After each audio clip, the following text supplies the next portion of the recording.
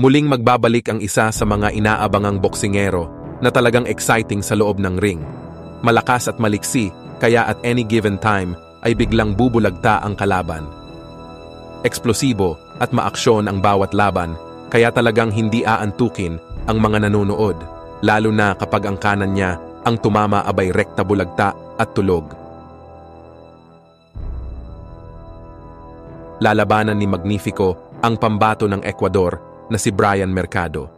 Hindi sa ospital kundi baka rekta sa palengke, pupulutin ang karne ng boksingerong nagkalasug-lasug pagkatapos banata ng malupitang kombinasyon ni Magsayo. Ito sana ang kalaban ng rising superstar Cormel Moton, ngunit overweight itong bata ni Floyd Mayweather Jr. Ito'y magsisilbing tune-up ni Mark Magsayo para sa nilulutong big fight next year. Isang laban ngayong 2025 na sinasabing pwede maging Fight of the Year candidate sa pagitan ng Filipino knockout puncher at Mexican slugger Eduardo Hernandez. Dahil itong si Hernandez ay number 2 sa WBC habang number 3 ang ating kababayan. Number 7 sa WBA habang number 5 si Magnifico. Number 4 sa WBO at number 5 sa IBF. Ganyan kataas ang rankings ng Pinoy ngayon. Sobrang komportable ako sa timbang na to kasi saka yung lakas ko mas lalong nadagdagan. Fireworks na naman ito lalo na't magliliparan ang mga kombinasyon patungo sa panganang kalaban. Finish him! Ang tanong dyan, ilang rounds kaya magtatagal ang bakbakan?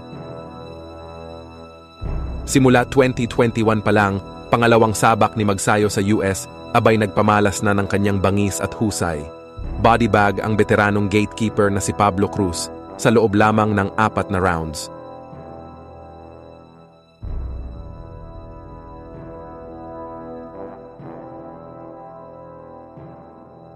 Sinubukang makipagsabayan sa distansya kung saan sanay si Magsayo, ngunit walang talab dahil lumalagatok ang suntok ng Pinoy.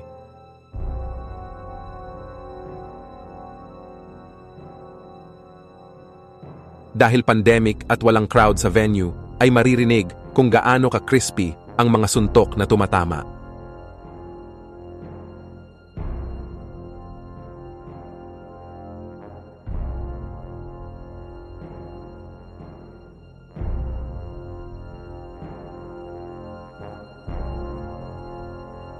Pinabagsak ng ilang beses hanggang tuluyang lumagapak, kaya kailangang itigil, baka mapahamak lang.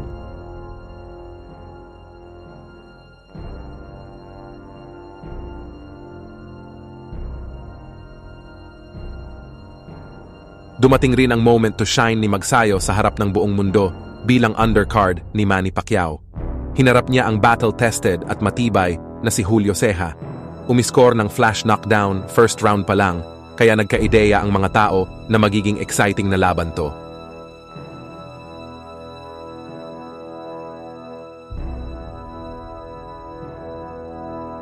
Ngunit hindi na naulit yon at nakabuild ng momentum ang Mexicano. Grabe ang tibay nito mga Brad dahil walang takot umabante at walang respeto sa Pinoy.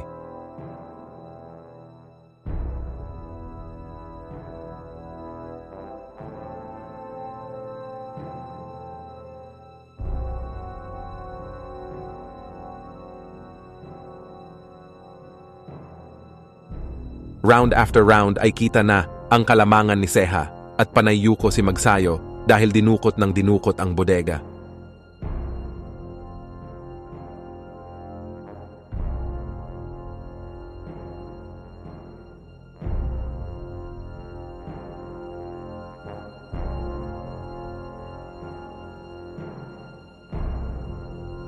Ngunit sa 9th at 10th round ay biglang nabuhayan si Magsayo, mas naging agresibo at mas pinapakawalan na niya ang kanyang mga suntok.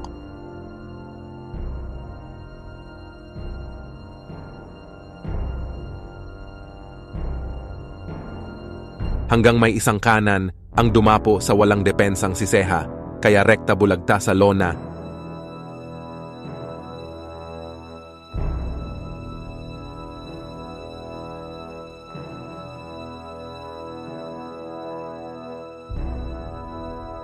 Na-shock ang mga nakapanood at pinainit ni Magnifico ang buong venue patungo sa main event. Impressive.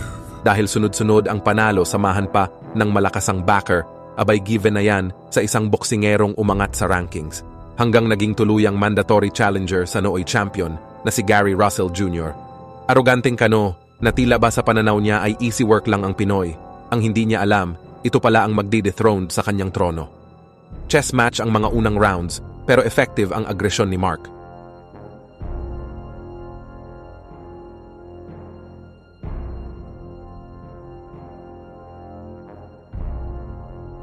Maliksi at panay counter naman ang kampyon. May isang uppercut si Magsayo na naging deciding factor dahil sinasabing ito ang naging sanhi ng injury sa balikat ni Russell.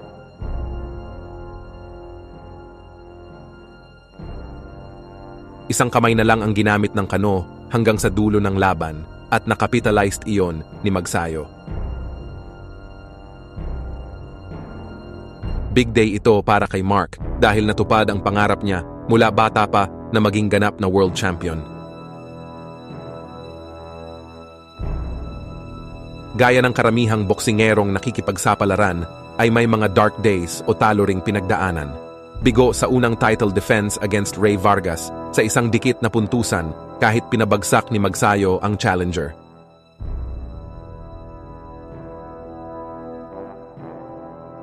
Dominated ng mas malaki at infighter na si Brandon Figueroa, kaya ito ang naging hudyat na kailangan na ni Mark umakyat ng timbang. Isang Mexicano na naman ang ipinalapa sa kanya. Kahit sa ang aspeto tignan, ay walang binatbat sa mas malakas at mas gigil na Pinoy. Magsayo immediately as Canelito's in trouble. Magsayo trade with Magsayo. Oh! A huge KO! Magsayo has knocked out Canelito on a... Makalipas ang 6 na buwan, isang Mexicano na naman ang pinalapa sa ating kababayan. Dating tinalo na ni Isaac Pitbull Cruz via second round knockout. Walang impact sa ating pambato at halatang scared siyang makipagsabayan.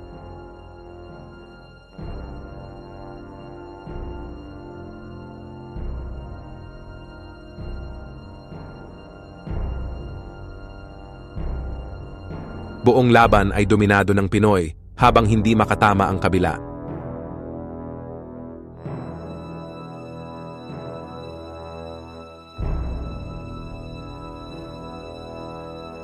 Pwede naman sanang i-knockout, kaso sinunod niya ang utos sa kanya na paabutin hanggang dulo para testingin ang stamina at para na rin makita ang improvement niya.